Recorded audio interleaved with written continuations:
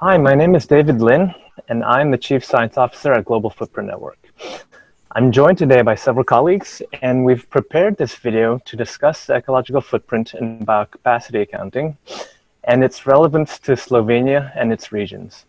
As part of a project funded by the Ministry of Environment of Slovenia, we originally intended to host a workshop in Slovenia for regional authorities. However, as we've now been affected by the global pandemic, we've had to adjust to the new normal. This video is not intended to replace the function of the workshop, but rather this video should serve as a useful resource for the interpretation and application of ecological footprint accounting to Slovenian, national, and regional development. This video will be organized into 4 sections, and we will be covering the relevance of ecological footprint accounting, Slovenia's policy context, ecological footprint and biocapacity results for the world, Slovenia and its regions, and have a section for implications and discussion. With me here today, I'm joined by Dr. Matis Walkernagel, the founder and president of Global Footprint Network, Professor Katja Vintarmali, Department of Geography, Faculty of Arts at the University of Ljubljana, and Dr. Alessandro Galli, Senior Scientist and Director of the Mediterranean Region Program at Global Footprint Network. Welcome. How are you all doing? Wonderful. Thank you. Good. Thank you. Thank you. I'm glad to have you all with me today. And I'm anticipating a great presentation and discussion.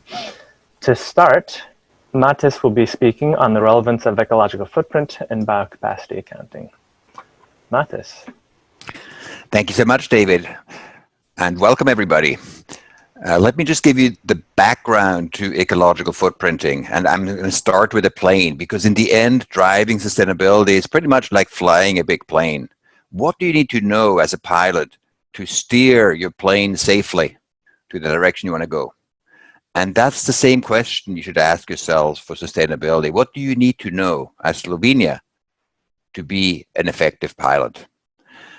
A plane has many dials. It's a very complicated thing, obviously, but various aspects are key to fly safely. And the dial we focus on that we think is particularly important as you fly for a few hours is to understand your fuel gauge. How many resources do you have and how many resources do you need? That's a big question we'll be addressing in this seminar.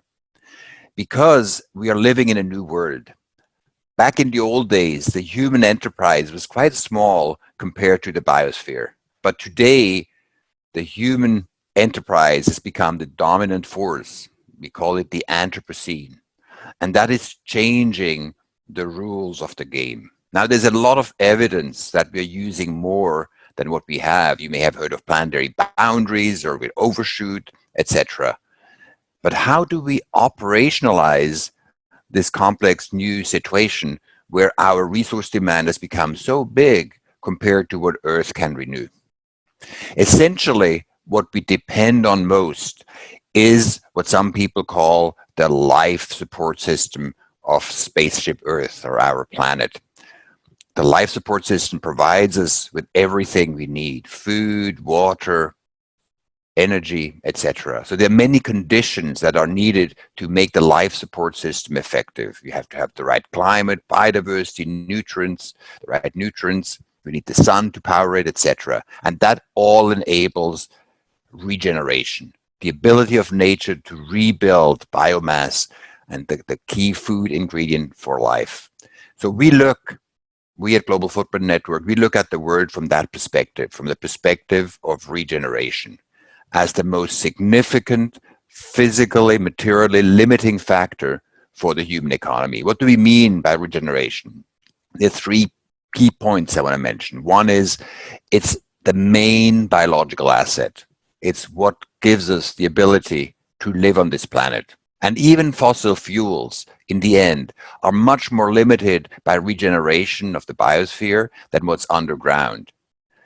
Because, yes, what's underground is limited, but even more limited is how much of it we can burn, because the CO2 from fossil fuel burning accumulates in the atmosphere, and there's not enough capacity of the biosphere to cope with that excess CO2. Even minerals, in the end, are limited by biocapacity because we can dig deeper holes and find more minerals, but that takes more energy to concentrate and dig, and by making holes, we also destroy the biosphere, etc. So the biosphere also, or the ability to regenerate, is also limiting how much of the minerals assets in the planet we can access. So this regeneration we call biocapacity. It's the ability of the ecosystems to regenerate plant mass. It's a food source for all non-plant life. And it's essentially, the planet is this big solar collector that gets solar power and transforms it into the biomass on the surface of this planet. So how do we account for biocapacity? Very simply, it's like accounting. You need to know two sides. Like with money, you need to understand your income and you need to understand your expenditure. So income, how much nature do we have? Expenditure, how much nature do we use? So the income we call biocapacity, and the expenditure, or what we use, we call the ecological footprint. Let's look first at the biocapacity side. If you look at the planet as a whole, it has about 51 billion hectares of surface. You can calculate that with simple geometry. And about a quarter of the surface is ecologically highly productive. That's where we extract things from. Some of it is in the oceans, that's particularly the coastal line, and then the forests and the cropland, etc. That's about a quarter of the surface. So of the 51 billion hectares, a quarter is productive. That's about 12 billion hectares. So on average, every productive hectare is 1/12.2 billionth of the total biocapacity of the planet. So that makes the unit of measurement. We call them global hectares. A global hectare is this average hectare that becomes the currency, the ecological currency, to compare what we have, what we use. So for example, if you have a real hectare on your farm or in your country, then you can translate that into how many global hectares is it worth. If, for example, it's 3 times as productive as world average, this actual hectare would be worth 3 global hectares. Now let's move to the other side, the expenditure or the ecological footprint. How much nature do we use? Now life is an amazing thing. You know, it's a miracle, and it cooperates amazingly, but it also competes. That means the potato that I eat, you cannot eat, or the fish that the seal eats, I cannot eat. So we compete for the ecological productivity of the planet. And so the research question that we are pursuing is the following: how much mutually exclusive, biologically productive space is necessary to renew what people demand? And we demand food, fiber, timber. We need space to accommodate our infrastructure, our cities, our roads, and also to absorb our waste stream, particularly the CO2 that comes from burning fossil fuel. All these things compete for space, and we see that on the ecological footprint representation. The spaces we use, or for example, I do for my oranges, my cotton, my milk, etc., that all adds up to like my personal farm that is spread around the world. And again, the ecological footprint is expressed in global hectares. So we can compare footprints around the world, biocapacity around the world, footprint against biocapacity over time through this common currency. It's like if we explain everything in a currency, in dollars, then we also can compare various economies around the world. Here we use the physical unit, global hectares. So the key reference calculation that we'll be talking about is the national footprint and biocapacity accounts. That's the reference against which we measure everything. And we'll be talking about those as well as the more regional applications. So the national ones, they give us the global and national reference point. They strictly are based on UN data sets, not to pick data left and right, but to use a consistent data set. We calculate them annually, and we can go back till 1961 when the UN started to have consistent data sets available. And that's also the starting point for our footprint standards that allow to apply the footprint at any scale in a consistent way. And you can find them at footprintstandards.org. global.org. So that as a first introduction, and back to you, David. Thank you, Matas. Next, we have Katja, who will be talking to us about Slovenia's policy context. Katja. Thank you very much, David. So in the last few years, ecological footprint has become a crucial part of Slovenian development strategies, basically at all spatial levels. So for example, in 2017, our government adopted Slovenian Development Strategy 2030 as really the core development framework, and with the primary objective to provide a high quality of life for all, so for all inhabitants of Slovenia. And this can be achieved through balanced economic, environmental and social development, which also takes into account the carrying capacities. The carrying capacities of our national as well as global environment. And through this strategy, we have also identified 12 national sustainable development goals in order to implement also the United Nations Agenda 2030. And we have identified 5 strategic orientations for achieving a high quality of life.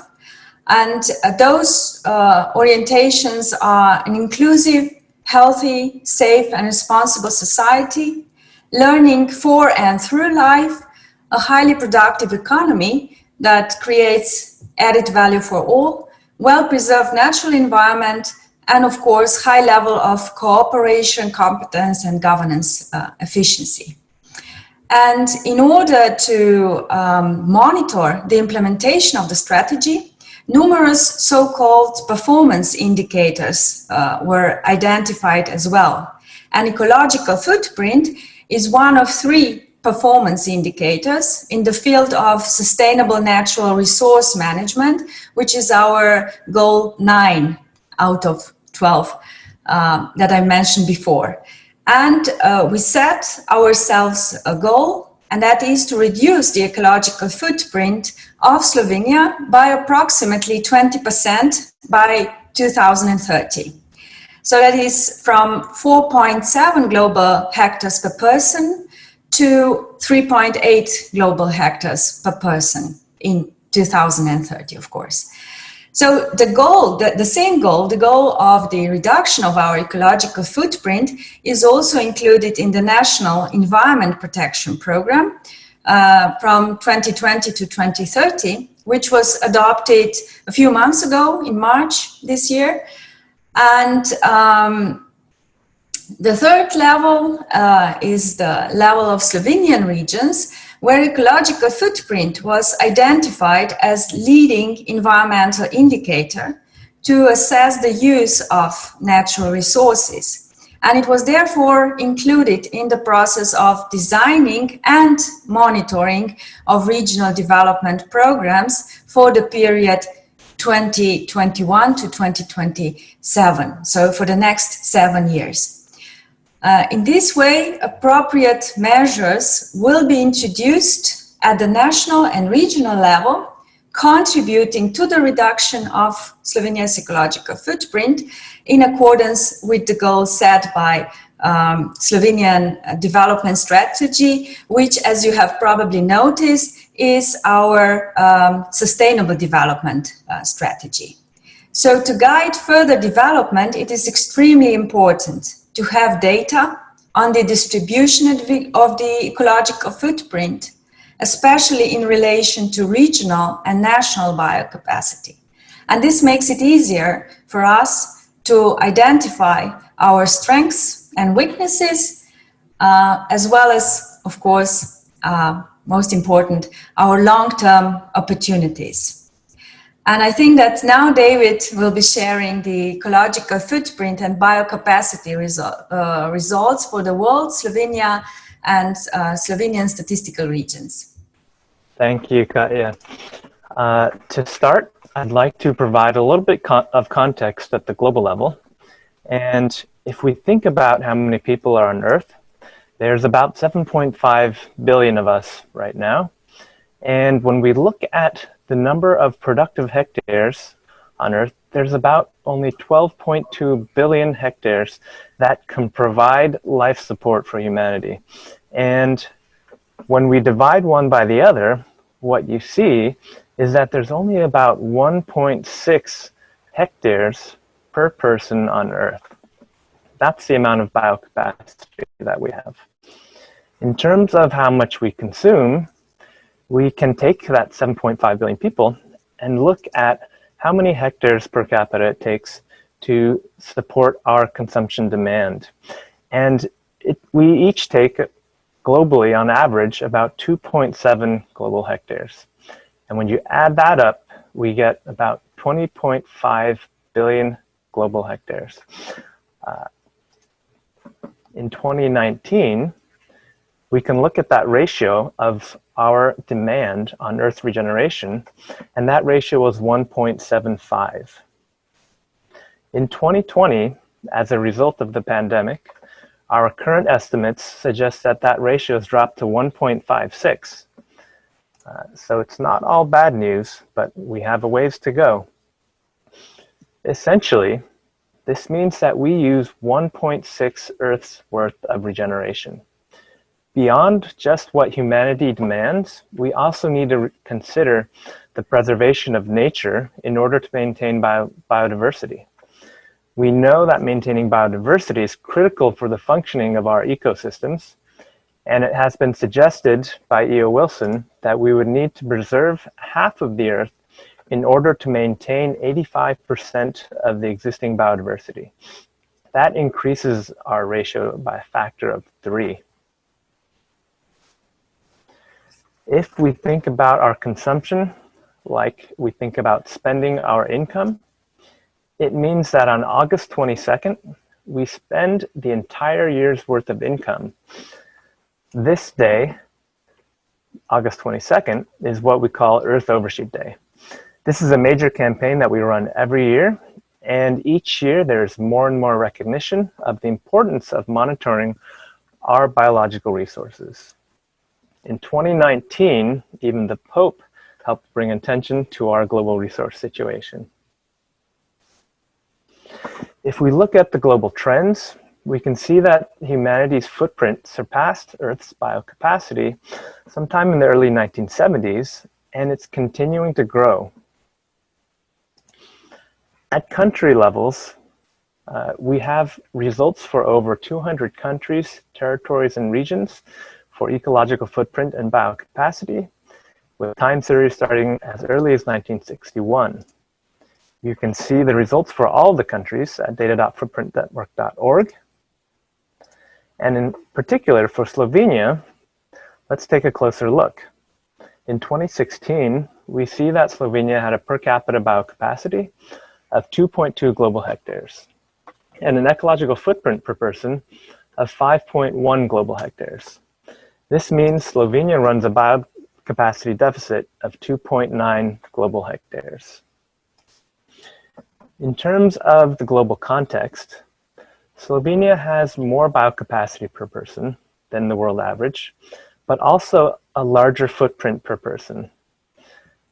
We can track the history and its trends since the independence in 1992, and we see that the carbon footprint makes up the largest portion of the ecological footprint of Slovenia. If we take that Slovenia's footprint and we put it into a global perspective, what we could say is that if everybody on the Earth lived like residents of Slovenia, we would use 3.1 Earths. In the context of Slovenian biocapacity, what we could say is that from a national perspective, Slovenians consume the biocapacity of 2.3 Slovenias. Over time, when we look at the trends, we see that the ecological footprint has increased since 1992. It's somewhat flattened and decreased after the 2008 economic crisis. And in recent days, we have yet to see where we will go. In terms of the distribution of biocapacity and the land use, we see that in Slovenia, the agriculture or croplands were most concentrated in the northeast regions, while the forest biocapacity was most concentrated in the south. On a per hectare basis, the southern regions with the most forest had the highest biocapacity per hectare. In other words, these were the more productive regions on a hectare per hectare basis. As you could expect, when we start looking at the regional footprints, we see that the largest footprints are concentrated around the population centers. Osrednja Slovenska had the largest ecological footprint, followed by Podravska and Savinjska. As we saw in the national data, as in the regional data, the carbon footprint is the largest component of the footprint, followed by the forest product footprint, and this is true for all of the regions.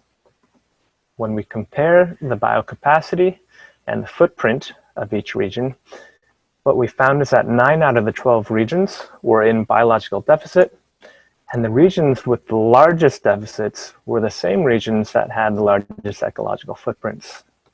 When we break down the footprints into consumption categories, what we see is that the largest footprint by consumption category was associated with housing. This not only includes the footprint associated with construction and the maintenance of housing, but water, electricity, and the direct household CO2 emissions from the combustion of fossil fuels. The second largest footprint by consumption categories across all of the regions was transportation. Together, these are two very critical issues and footprint categories in Slovenia. On a per capita basis, our findings were a bit surprising, and we found that the differences between regions was a bit smaller than expected. We'll go into this in a little more detail in the discussion and in the report. Now that we've gone over some of the main results, I would like to invite the experts to discuss the results, the interpretation, and what it means for the regional development of Slovenia. To start off, I'd like to invite Katja. Could you reflect on some of the results that you've seen so far? And as a Slovenian expert, what resonates or what stands out from these results? Yes, thank you, David. Well, for me, the most important and surprising finding is that there are obviously no major differences between regions and that we are basically in the same boat. The prevailing development model in the country is still unsustainable, that's clear, especially when considering the extent of the use of natural resources, the growing ecological footprint, as you have shown it, as well as the consequent pressures on the environment's carrying capacity. You have mentioned 9 out of 12 statistical regions show biocapacity deficit. And I think that we can learn a lot from this, and that our ecological footprint is simply too big. So the prevailing measures we are talking about will have to apply to the whole country, not just individual regions. And above all, I would like to highlight the carbon footprint. As we know, in Slovenia, about 80% of total greenhouse gas emissions in our country originate from the use of energy in transport, about 33%, then in heat and electricity production, about 27%. And so on and so on. And I believe that this is the area where the ecological footprint could be most effectively reduced. And I think that this is the main message for the country as a whole and for the individual regions. But when I was looking at these results, and when we are discussing the consumption of individual regions, better insight could also be gained through the bottom-up approach. This is something that we are trying to develop now, but what we saw today were actually the results of the top-down approach. So David, I was wondering, what do you think? How can Slovenia improve the rigor of this assessment? And what are the most significant data gaps in the statistics that you have been facing? And what can we say now for certain, and what aspects are still exploratory? Yes, thank you, Kaya. Those are very good questions. The data can certainly be improved, and the data and the rigor and the accuracy. In terms of the results, that they showed very little difference in per capita consumption between regions. It isn't quite clear yet whether this is a data issue or a reality. Most likely, it's a combination of both. We just don't know how much we can ascribe to each reason. But oftentimes our perception of the lifestyles of certain regions may lead us to believe that there should be differences in higher consumption lifestyles compared to other lifestyles. This isn't always the case. In the past, we've seen examples in other countries where, for example, more rural areas where we might expect lower footprints result in similar footprints to urban or higher income areas. And there are actual reasons for this to exist. On the other hand, I can say that we've carefully looked at the input data, and we believe that there are some major data gaps that can be improved. The top-down analysis that we do, it's very practical in the sense that it is a low-cost methodology. It's comparable across multiple regions using a similar data set on economic data provided as consumer expenditures, and this is used as a proxy for consumption. This key input data set that we use includes detailed expenditures on over 40 consumption categories for each region, and it's adjusted for the local cost of living. The data provider derives these values from a national database. However, our research during this project into the national database suggests that there is actually a lack of detailed resolution on these consumption categories. There's a number of ways we can improve the accuracy of the results, but primarily we need improved consumption data by region, starting with the key categories.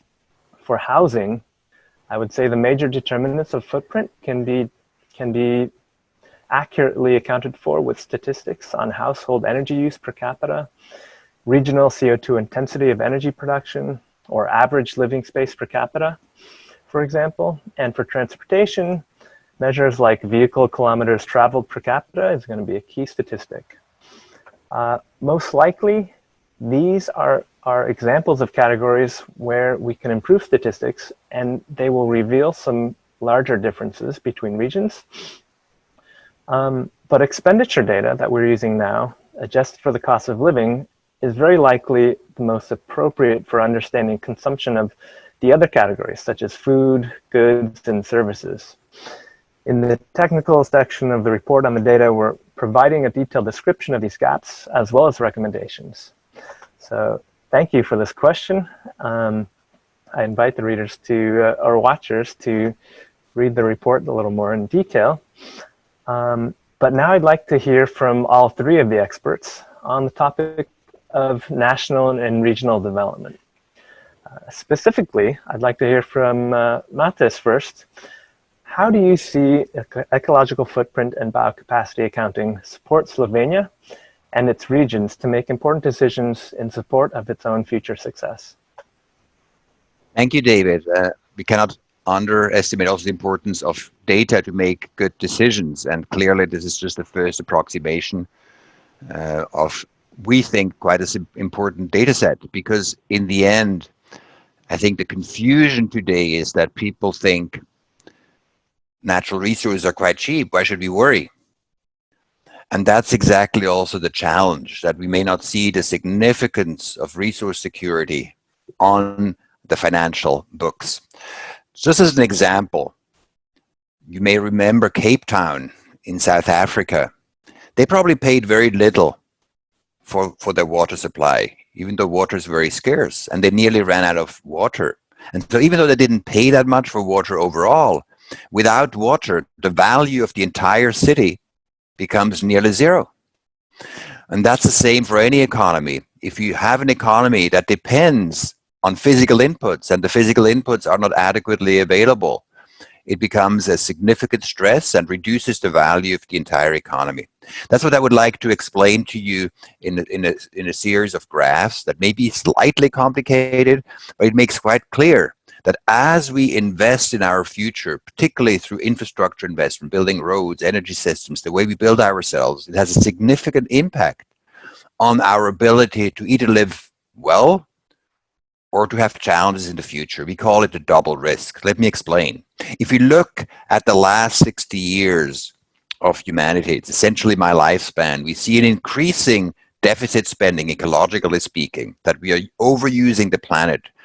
We are leaving an ecological debt. So it's possible, like with money, to overuse for some time, but not forever. So the area under the curve, the pink area under the curve, is the size of that is the debt that is accumulated through annual deficit spending of using more from nature than nature can renew. Now, how is this going to play out in the future? If you look at many of the scenarios in the world, they say, oh, we'll be more people, we will want to eat better, we can improve agricultural productivity, we need more energy, etc. If you add that all up, there's hope into the future. We call it business as usual hope. Then you start to see that the increase in debt would be so massive that physically it's unlikely to manifest. As an alternative view in the future, we can say, let's assume humanity follows the 1.5 degrees decarbonization strategy that IPCC recommends, that would be needed to maintain the climate stable. And even in that scenario, obviously we will be reducing the deficit very fast, but still we'll be adding more debt to the globe. So whatever future you look at, there's a very common theme. What we know about the future is actually quite a lot. We know that people will want to sleep, they will want to eat, they will want to be safe, etc. And it's going to be a future that will be defined by climate change and resource security, and resource scarcity. So these combinations then help us evaluate what kind of assets will be valuable. So if you overlay that with investments today, what we put in place today, or investments, is not just paper. It's not like a paper, like a value in a paper. It's actually real things that we build, whether it's energy systems, housing, dams, whatever it may be that we build. They have long lifespans, and the lifespans of our investment now reach into a time where we know there will be resource insecurity. So the question becomes quite simple. Will the investments that you make, whether it's as you as an individual, as a region, as a country, will they be assets that will gain in value or lose in value? Because if they're assets that can operate on using fewer resources, they will be extremely valuable. If they depend on large amounts of resources that are not available, they will dramatically lose in value. We call it a double risk for the simple idea that not only will you lose value, and if an investor loses value, that's not just bad for the investor, it's bad for entire society because it means job losses, etc. So not only will you lose value, but you will lose value at the most difficult time when the economy is frail. It's like you fall, and then as you fall, people pull the mattress away and you fall very hard. So understanding your investments, your policies from the perspective, whether you're building yourselves a golden future, one that can operate well in the context that's going to come, or that is challenged by that context and will actually lose value, is absolutely essential for effective development strategies. And that's what others have started to recognize as well. I just want to mention two examples. One is the World Economic Forum's competitiveness report. They still underestimate the significance of resources as a key long-term determinant of countries' ability to perform, but have started to use the ecological footprint as a context indicator to say we actually do need to start to pay attention to this, even though current economic thinking is still underappreciating the significance of resource security. Also, the European Environment Agency is now presenting the ecological footprint biocapacity data for all countries on their statistical data website. That's another place where you can get the information. So yes, in summary, it's very significant to understand your resource dependence if you want to build a strong future economically. And I think with that, I would love to ask Katja to contextualize that a little bit more in your own local development strategy, if you may. Yes, thank you, Mattis. I totally agree with you that we have to make smart decisions about future development as early as possible, if it's not too late even, especially about, you have mentioned human-made infrastructure. And when I look at the same numbers on ecological footprint and biocapacity, I clearly see our future development priorities. What I would like to mention is that currently Slovenia depends heavily on fossil fuels. That's something that you have mentioned before. And our fossil fuels that we are using are mainly imported. And we haven't been able to break the link between economic growth and environmental impacts. And according to this, I think that our most important priorities should be to improve energy efficiency, especially in housing that was mentioned today, and production, to use less energy and materials in general, and to use them in a more efficient way. Secondly, to replace energy sources. Slovenia is rich in diverse renewable energy sources, and we should really use them. I don't know if you hear traffic outside, but we should really encourage sustainable mobility, making cars less necessary. So in order to achieve this, we should above all strengthen public transport, which would be extremely important due to our dispersed settlement pattern. And not to forget our rural areas, because Slovenia is mainly rural. We should promote the growth of organic farming and increase food self-sufficiency, which is something that we knew in the past and forgot along the way. Extremely important to prevent the loss of our agricultural land and therefore our productive land as well. So as I was mentioning, rural areas, we should also promote polycentric development, retaining residents, keeping economic activities in rural areas, so encouraging also ecological construction, renewal, and also social inclusion of the population in our regions. I think that this would be at least partially a formula for success. But there are so many other things, and I'm sure that our regional development agencies are going to recognize also the importance of the data they have and the data on ecological footprint. Thank you for sharing, Katja, and thank you, Mattis. I just want to reflect very quickly, Mattis, on your comment. That was a very powerful framework of kind of long-term thinking. And I would imagine a year ago, as we sit and think about Cape Town, nobody in the world would be thinking, oh, we're going to be in trouble with resources. But now the framework of long-term thinking and resource security has been elevated, and people feel the effects of supply chain shocks and resources and the need for specific improvements like self-sufficiency. And thank you, Katja, for providing some really great insights on the past of Slovenia and how it needs to move forward in the future. Perhaps just to add, I would like to add something, as you say, long-term, because people may think, oh, long-term, you have to think about the short-term, but actually long-term is not long-term.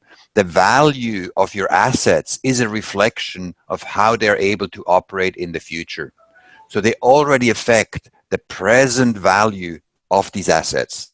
So it's actually a short-term issue. It's not so much a long-term issue that we deal with later. That's why we call it slow things first. It's like when you're on a big boat.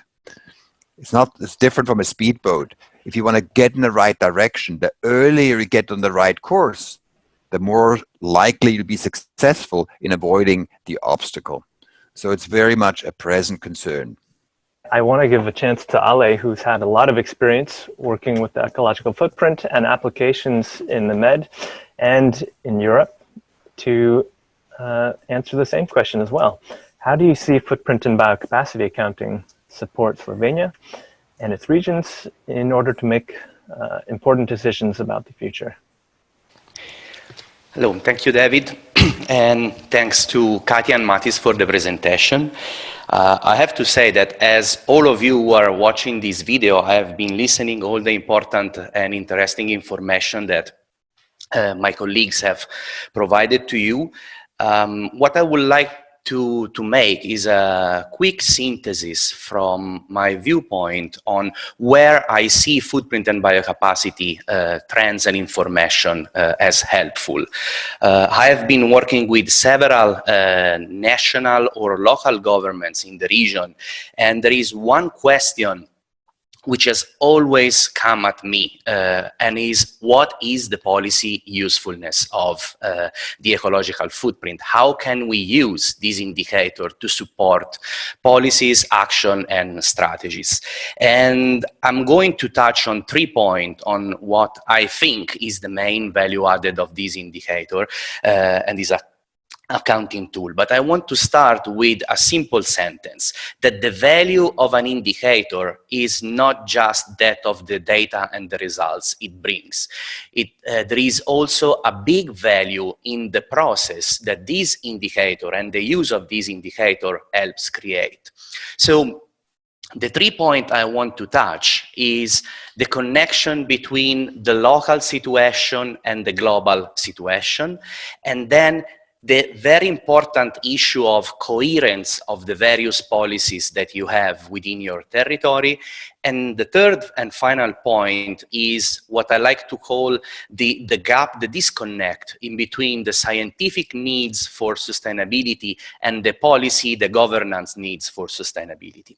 Now, in terms of the first point, the local and the global connections.